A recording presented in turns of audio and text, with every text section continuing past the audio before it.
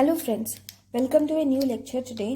In this, let us now learn about the important topic about that is scalp. Okay. So, what is scalp and where does it extend from? If this is a human being,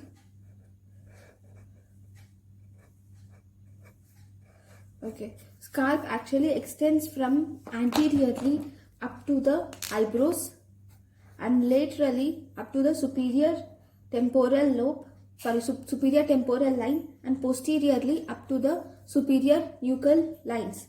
So it extends anteriorly up to the eyebrows, laterally up to the superior temporal line, and posteriorly up to the superior nuchal lines. That is the extent of scalp.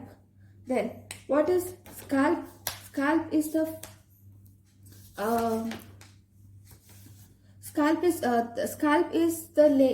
scalp is covering the brain.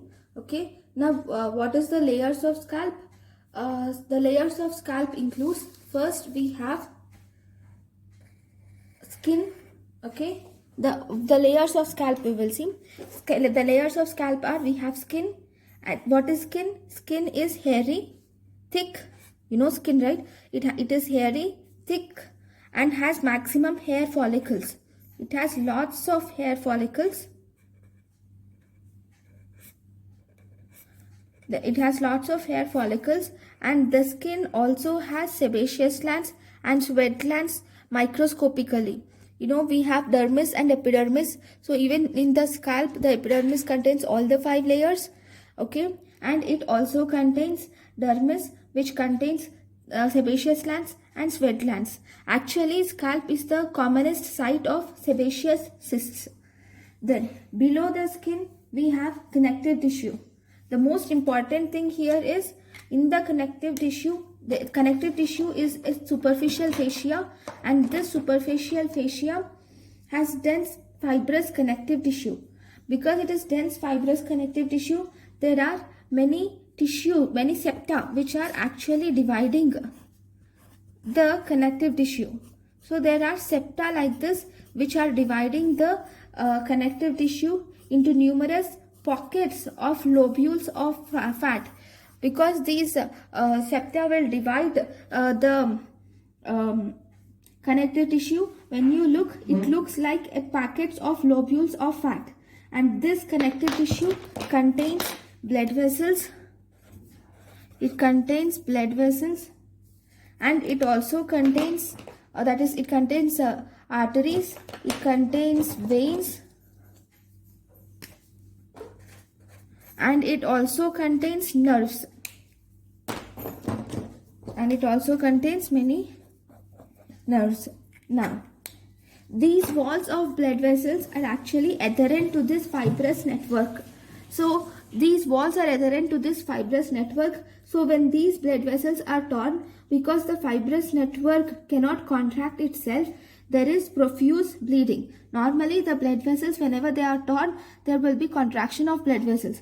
But here, because of these blood vessels are attached to these fibrous network will prevent the blood vessels to contract, thus resulting in increased bleeding. So how do you stop the bleeding? Bleeding can be stopped by pressing the underlying bone. When you press the underlying bone, you are externally contracting the blood vessels, and thus you can prevent bleeding. Okay, next we have, below this connective tissue, we have a layer of aponeurotic layer. This is aponeurotic layer, or we can also call it as Galia Aponeurosis or epicranial aponeurosis. This Galia Aponeurosis or epicranial aponeurosis is formed by the muscle which is occipitofrontalis. Okay, occipitofrontalis muscle has 2 bellies. It has 2 frontal bellies and 2 occipital bellies. And the two, see, I'll just show you here. I'll just draw here, okay, so that it becomes easier. See, the aponeurosis arises from the frontal, where there is frontal belly, and it also has an occipital belly. Both these bellies are joined together by the aponeurosis. in the middle. So in the scalp you see mainly the aponeurosis of the frontal belly and occipital belly of occipitofrontalis muscle. So this is the aponeurosis. See, because of this aponeurosis, when you actually cut the aponeurosis, if the aponeurosis is cut transversely due to trauma, then the wounds of the scalp does not gape. Because of this occipital belly and frontal belly, the wound, because of this occipital belly and the frontal belly, this aponeurosis is in tension. So when you cut this, or when it is torn due to trauma, then the wound does not gape. This won't attach each other. It will retract. Okay, the wounds don't gape. The wounds don't gape because of this aponeurosis. Right. Then below this aponeurosis, we have loose layer of connective tissue. There is loose layer of connective tissue which serves as a plane of cleavage during craniotomy. This loose areolar tissue serves as natural plane of cleavage during craniotomy, and this is traversed by the emissary veins.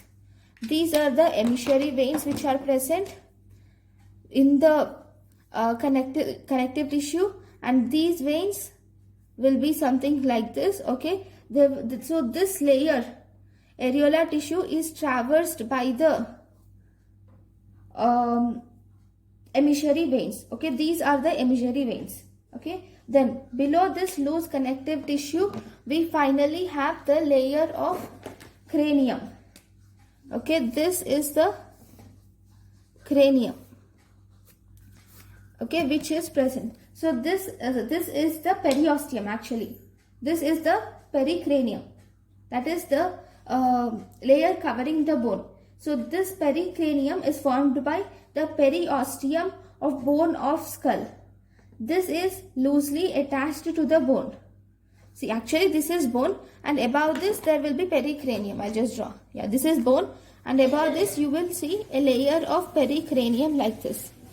There is a layer of pericranium. So this is the pericranium layer, and this is the bone. Okay, bone. This is pericranium. Right. So this pericranium is loosely attached to the bone, and at sutures there will be sutural membrane. So these are the different layers of the scalp. Okay, one more important thing. These veins which you see in the brain, these veins are drained into the sagittal sinus. Okay, any sinuses, but here I wanted to draw superior sagittal sinus because taking it as scalp, so it's easy. It's preferred to draw superior sagittal sinus. So this is superior sagittal sinus and falx cerebri. Okay, so these are the different layers of scalp. So thank you guys for watching my lecture. Thank you.